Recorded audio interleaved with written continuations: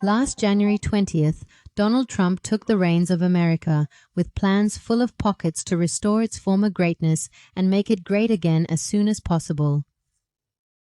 That was almost 3 months ago, and it didn't even take 30 days before Wall Street cracked. After cautiously applauding the return of the market's candidate, the trend quickly reversed. Since February 20, panic on the American stock markets, the S&P 500 has lost more than 8% and erased 6 months of performance. The Dow Jones too, and tech has lost 12% with the Nasdaq showing more hesitation than ever. These movements come straight from the White House and anticipate Trump's new policy between an intensive trade war and scale budget cuts. And the markets have understood it well. This ultra-aggressive strategy is a one-way ticket to recession. At the start of this spring, it's the trending topic in the financial world, a piece of news being passed around by word of mouth like a good tip to avoid the next plunge, whether in the stock market or elsewhere. But it's what we call an open secret. Because yes, America is risking a recession, but it is intentional. Before it becomes great again, the Trump clan warned, and I quote, "The United States must go through a transition period. It will take some time and it will probably be painful, but it's the price to pay for building solid foundations for the future." Today, we will take the pulse of the world's leading power as it prepares to undergo its most significant economic reforms since the end of the Bretton Woods agreements. Is America on the path to a tactical recession?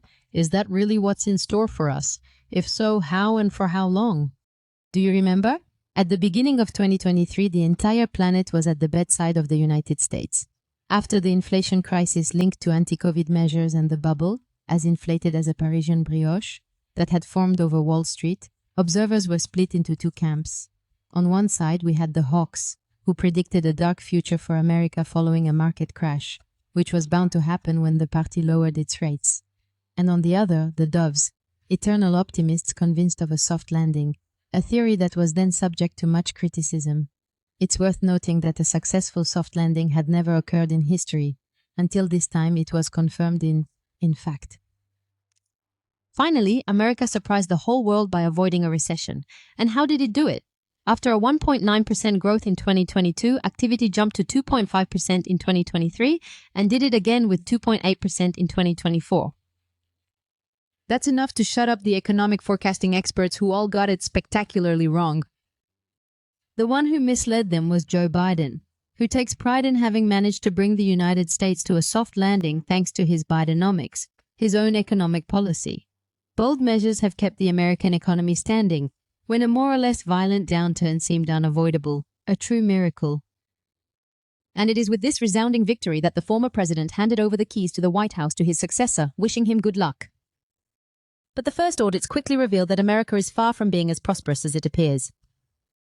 Behind the excellent fundamentals of growth, employment, and consumption lies a reality that many economic agencies know at all levels and everywhere in the world: over-indebtedness. For 3 years, massive public spending financed by borrowing artificially supported growth and warded off recession.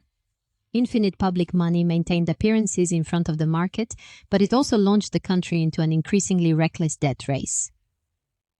With an estimated debt of $36 trillion as of last January 1st, up from $28.4 trillion 4 years earlier, Joe Biden has alone created an additional $7.6 trillion in debt during his term, which is twice as much as his predecessors. The man who has signed the most credit contracts in all of human history is him. If Kamala Harris had won the election and continued the Bidenomics policies, the debt would have exceeded $42 trillion by the end of 2027. It's hard to imagine such an amount. In financial terms, borrowing to pay off another loan and continuing to spend recklessly is called a Ponzi scheme. On a societal or individual level, it's illegal.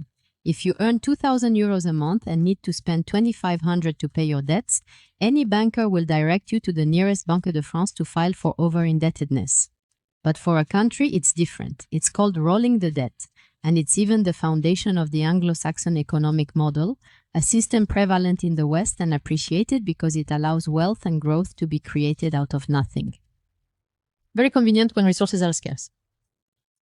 For about 20 years, successive American leaders have formed the bad habit of drawing money from the magic cauldron at the slightest problem, resulting in something a little crazy, Since 2008, debt has been growing faster than the economy. You don't need to have invented the smart card to understand that this can't go on forever. So, what happened during Joe Biden's term? He is not entirely responsible, of course, but he has clearly lost control. The administration implemented several massive support plans after COVID, with a total bill of over $5 trillion. As in France, after the whatever it takes, this massive influx of money caused inflation. It started to climb from March 2021 and forced the Fed, the American central bank, to intervene. Interest rates then climbed. They gradually rose from 0 to 5.5% until prices dropped again. In theory, when rates go up, prices go down because the economy slows down. Borrowing becomes more expensive, households consume less, and businesses invest less, and recession is never far. But not this time, not in 2023.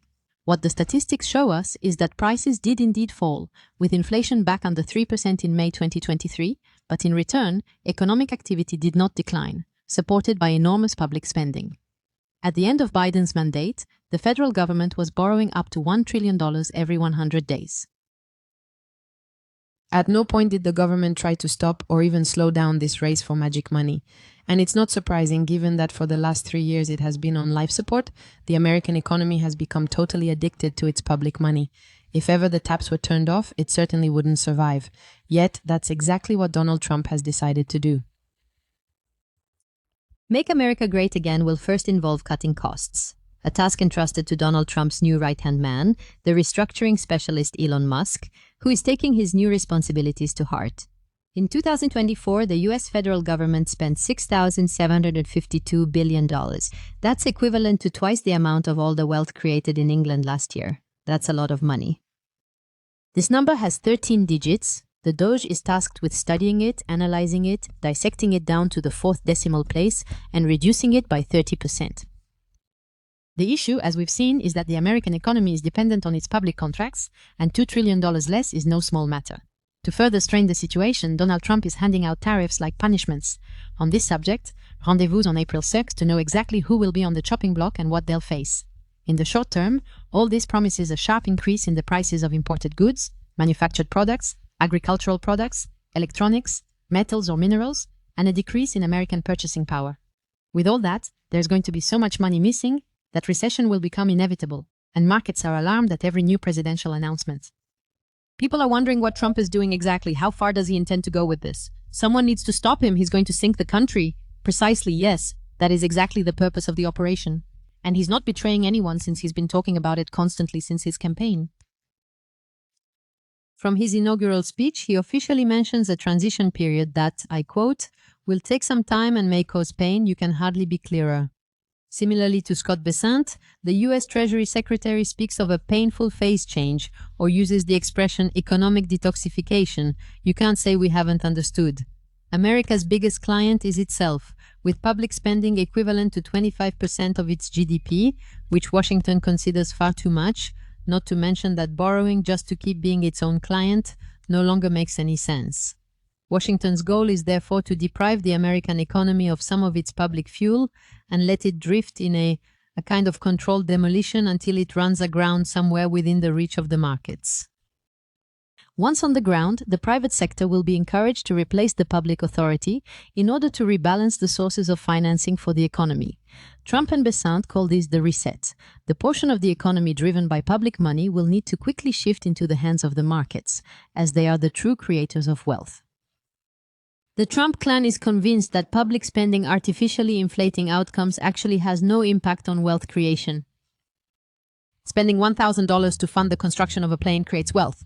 But spending $1,000 to remind 100 people to think about buying a plane, that doesn't bring in anything. To mark the cost and adapt to this new vision, Trump outright plans to change the way GDP is calculated. Until now, it was necessary to add up consumer expenditures, investment expenditures, net exports, and government expenditures to obtain the American GDP as officially calculated by the BEA, the equivalent of our INC. But for Trump, public spending has no place in it anymore, outgo the hundreds of billions spent by the state. His new formula for GDP aims to be closer to the economic reality of the United States, a transparency that should, in the medium term, appeal even more to investors.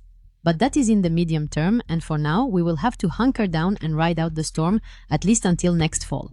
For a month now, markets have been slowly integrating the new data coming from Washington, but the unpredictable Donald Trump leaves little visibility on the future events. On the Fed side, there is caution, but not defeatism. It is acknowledged that Trump's administration policy creates economic uncertainty, but the statements don't really convey panic. Growth forecasts were revised on March 19th. They now predict growth at only 1.7% for 2025 from 2.1%, a figure that seems to have reached consensus as it is shared by Goldman Sachs. Inflation is expected to pick up slightly, with the price index rising to 2.7% in 2025 compared to 2.5% in 2024. And unemployment is expected to rise by 0.1% to reach 4.4% of the workforce, a result that remains moderate. Despite these signals that are neither encouraging nor dramatic, the Fed has already planned 2 rate cuts of 0.25% to end the year, between 3.75% and 4%, enough to make Americans want to spend. The same goes for Morgan Stanley, which also anticipates an economic slowdown but not a freefall, a confidence that can be explained in several ways. First, there's the Fed's policy and the upcoming rate cuts, with credit remaining accessible, which is a rather reassuring signal. Then the stimulus measures accompanying the TOC's cure, like tax cuts or military spending, could mitigate the shock of budget cuts. Observers are also counting on the strength of national banks, the consistently high tech profits, and the greenback that retains all the trust of international investors despite recent Chinese attacks. As for Trump, we know there's one thing he hates more than CNN, the idea of a major economic crisis during his term. Lastly, and we tend to forget it, even if the Doge manages to come up with a $2,000 billion savings list, he has no power. His role is advisory, he only suggests, and ultimately decisions will mainly depend on Congress. But what better reason than a major battle against debt and for America's power to convince voters to approve the treatment, however brutal it may be? If you were a US senator faced with such a choice, what would you do? Would you vote to let the crisis fever rise or continue to delay it by all means? I look forward to knowing if the politics of Trumponomics has convinced you, and count on me to keep an eye on the unfolding events.